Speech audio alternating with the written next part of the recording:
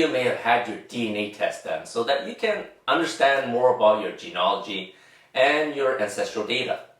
What these tests and data doesn't tell you though is the lifestyle that your ancestors had, the foods that they ate, or even their activity levels. But here's what we do know. Our ancestors during the hunter-gatherer days, they didn't eat regular meals like we did. They did intermittent fasting, and sometimes maybe even extended fasting. And here's how their typical day went. Sun comes up, the men gather their weapons and they start walking out to hunt for food. Meanwhile, the women would stay behind and take care of the family. On a good day, the men were able to hunt down some food and they'd bring it home before the sun came down. They'll bring what they hunted home and ate it all with the family. So it's in a good scenario, our ancestors ate one meal a day, and it's a big deal, right? Because they didn't have a refrigerator or freezer. They didn't pickle or preserve things, so they ate the whole thing from nose to tail.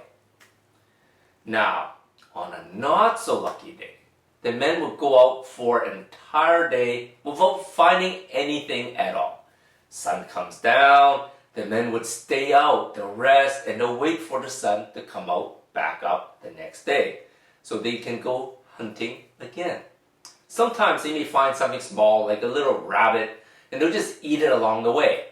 Meanwhile, the women back at home, well, they're fasting for at least a day, if not more.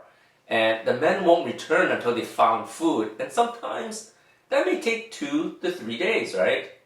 So our ancestors lived on a fast and famine cycle. Wait, what?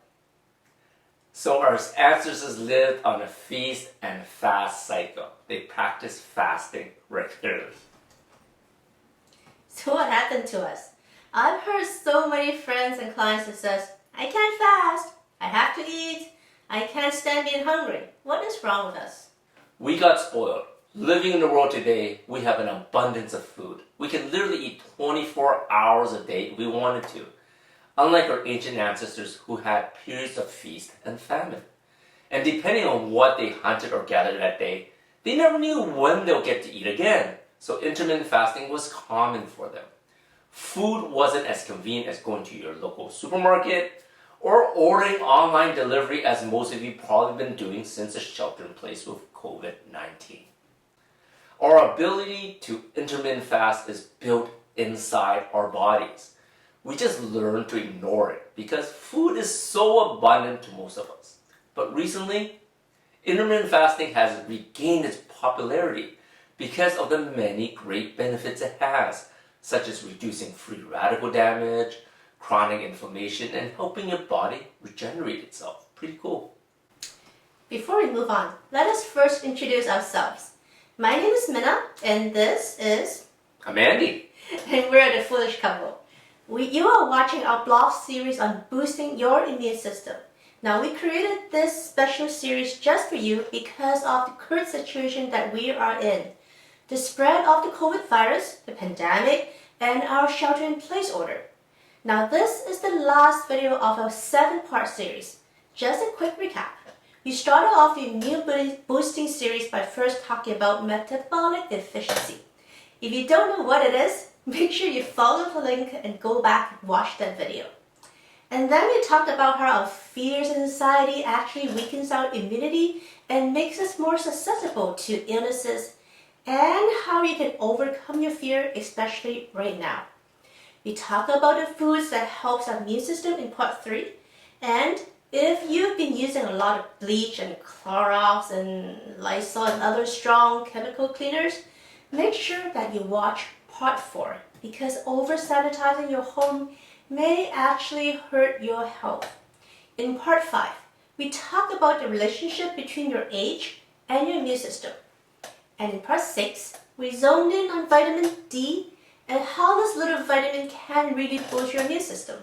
And to wrap it all up, today in part 7, we're going to talk about this amazing new discovery, which is also actually our ancestral wisdom, which can really boost our immune system. Now, if you're a pet owner like us, Have you ever noticed that when your baby, meaning your cat or dog, is not feeling well, they will stop eating and just seem to lay around a lot? This doesn't mean that they're sick and they're going to pass away. On the contrary, they have a primal instinct to prioritize their energy usage to boost the immune system and to fight off infections. The interesting thing is, it actually takes a lot of energy to digest the food that you just ate. So for pets, they instinctively know to conserve the energy to fight off their ailments and infections rather than just using it to burn off the food. That's right. Whenever we eat, our innate immune system will try to protect us from any bad microorganisms that may be present inside the foods that we eat. It activates white blood cells to ward off any bad stuff that was present in the foods we ate. These white blood cells fight off any other infections that may be happening inside our body. Now, during fasting, these white blood cells would be free to attack and protect us from infections such as the COVID-19. It's interesting, in the whole animal kingdom, humans are the only species that are giving more food to eat during times of infections and illnesses. Yeah, that's right. For as long as I can remember, whenever I was sick, and actually happens a lot when I was a kid, my parents would always give me rice porridge or congee to eat. And this habit was ingrained into our lives all the way into our late 30s. Whenever Andy and I got sick, the other one would either cook congee or buy congee for the other to eat. This was taught to us by our parents as the best way to recover. And that may not be the best thing for us. That's probably one of the reasons both of us got sick all the time, got the cold or flu every season, and were out for days and even sometimes weeks, all the way until we hit 40s, right? They get right into our early 40s. We're literally fed lies that didn't help us recover faster, but may have even damaged our health over time in the long run. Looking back for the first 40 years of our lives, the diet we ate was more or less modeled after what our parents ate, or what most Chinese families eat today. And it really wasn't one that was meant for health, or more importantly, longevity. Congee, after all, is essentially rice boiled down in water till it became this thick like porridge. And white rice is pretty high on the glycemic scale, and it will spike your blood sugars after eating it. And remember in an earlier episode, higher blood sugar actually lowers your immune system. So your body may feel more comfortable with the congee in your belly, but in essence, it is lowering your immune system with the spike in sugar, and it's also wasting precious energy your body can be using to heal itself. We've already talked about how energy can be used to boost our immune system rather than digesting food as a way fasting helps your immune system. Now let's take a look at other ways how water fasting can help with your immune system. It helps flush out bad microorganisms that may be in your gut. It stimulates cellular autophagy. It speeds up and improves genetic repair, improves your insulin sensitivity and boosts ketones, and reduces resting heart rate and blood pressure. So tell us what autophagy is and why it is so important for cellular repair and boosting the immune system. Your body is constantly trying to make new cells, but it does not break down old damaged cells or abnormally developed cells fast enough, nor often enough. That's why we age and why we can get autoimmune diseases and maybe even cancer over time from all these old and abnormal cells that build up inside our bodies. Autophagy is a fundamental process at the cellular level that breaks down old, damaged cells and abnormal cells to recycle them for energy, for repairing damage, to store and rejuvenate your cells. However, autophagy works best during periods of intermittent fasting. And since we have an endless supply of food, most of us are not doing intermittent fasting to allow autophagy to happen.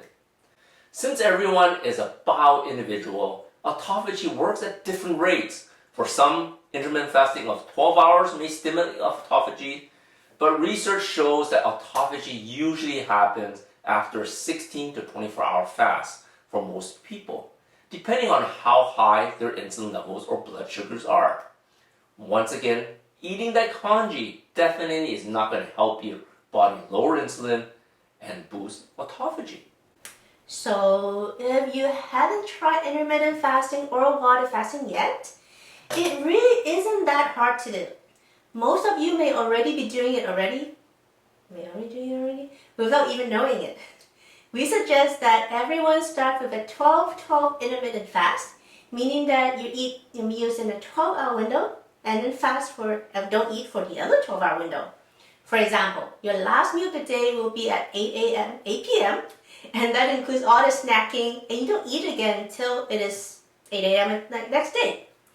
If you are not already doing this, I suggest you start now. You will notice that you have better energy, and if you're already doing this, we suggest you try a 16-8 intermittent fast. This means it's eating in an 8-hour window for all your meals and fast for the 16 hours. For example, your last meal at 8 p.m. and your breakfast the next day would start at 12 p.m. or maybe actually lunchtime. This is a little bit harder, meaning you actually have to skip breakfast, but it will give you a better chance to activate autophagy and boost your immune system. There's some really crazy benefits to your body when you intermittent fast for longer periods of time, such as boosting insulin density to reduce symptoms of type 2 diabetes, naturally lowering your blood pressure, starving cancer cells, regenerating your own stem cells to look and feel easily 10-15 younger than your actual age. Those are some pretty amazing benefits. And if you're interested in learning more, join us for our intermittent fasting video series. You can sign up for that video series here. Over 3 days, you will learn all there is to know about intermittent fasting and why you need to start doing it now. Sign up now. We hope you enjoyed our Boosting Your Immunity series, and if you missed any of the episodes, make sure you watch them and get our free gifts. Download our free metabolic efficiency list, and also learn about how our digestive health is important to your immune system in our free Gut Matters ebook, and how chronic inflammation in your cells can cause you to be immunocompromised in our free webinar in the links provided. As we close out Boosting Your Immunity series, we hope everyone is doing everything they can to take care of themselves to boost not only your immunity, but your health. Sometimes it takes something like a pandemic to wake us up that we're not as healthy as we think we are. It is never too late to change that, to start your journey to better health today. So book your first free first consultation and sign up for our upcoming intermittent fasting video series now to repair damaged cells and regrow new ones to boost your health and immunity. Sign up now. Until next time, love what you live and live what you love.